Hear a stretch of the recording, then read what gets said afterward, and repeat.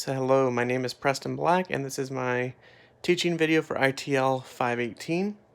And the standard that I will be using is an 8th grade standard, and it's ESS 3-4, which is construct an argument supported by evidence for how increases in human population and per capita consumption of natural resources impacts Earth's system.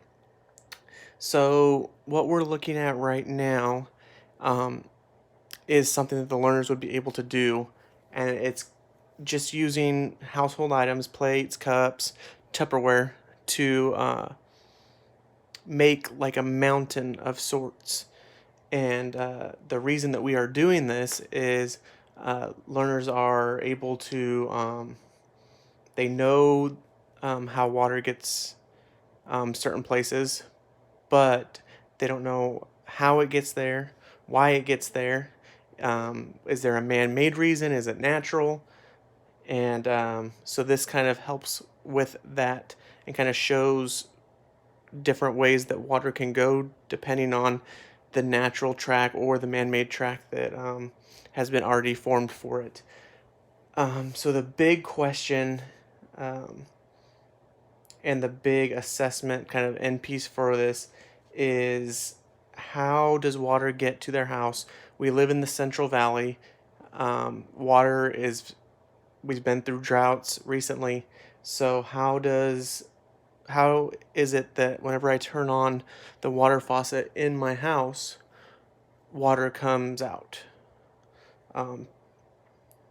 So the learning goals for this will be to, so learners will need to know how water is distributed from natural resources, dams, lakes, watersheds. How does water create energy?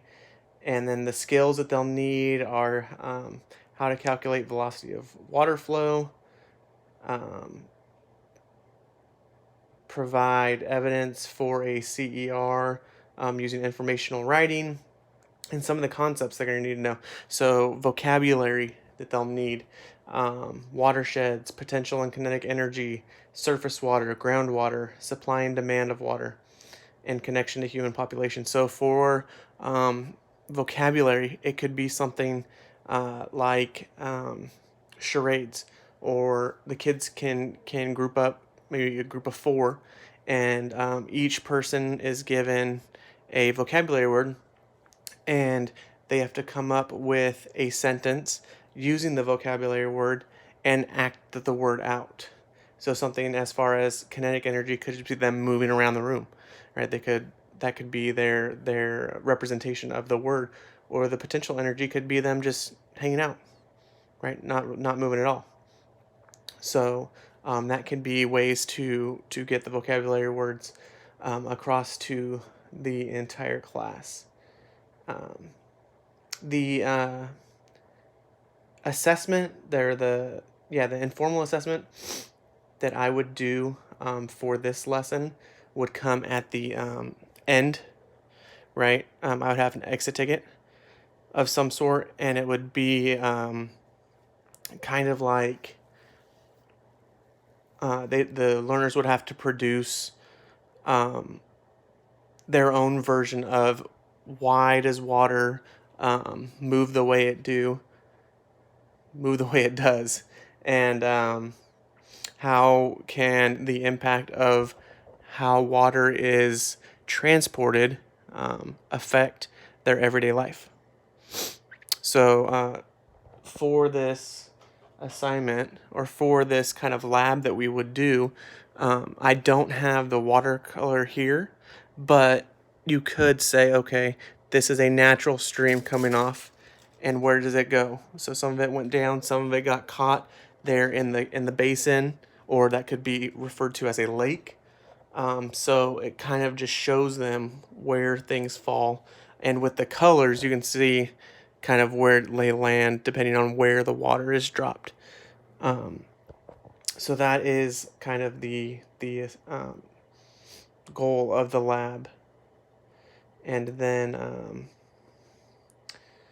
the higher thinking question for this lesson is definitely going to be about man-made products and how do man-made products affect the ecosystem, and is it worth it, right? Because these learners they've grown up in the Central Valley. A lot of their parents work in agriculture, so if there's no water, there's no work. If there's no work, then they'd have to move somewhere else where there is work. So a lot of these learners, a lot of my students definitely would have a problem if there wasn't man-made systems in place to collect that water. So the learner will definitely have to weigh their opinion on, is that right? Is that something that we need to look at as a society? Or is it something, you know what, it gives people jobs, and it gives my parents a job. It allows for us to live here in California. A lot of my students are migrant students, a lot of ELL students.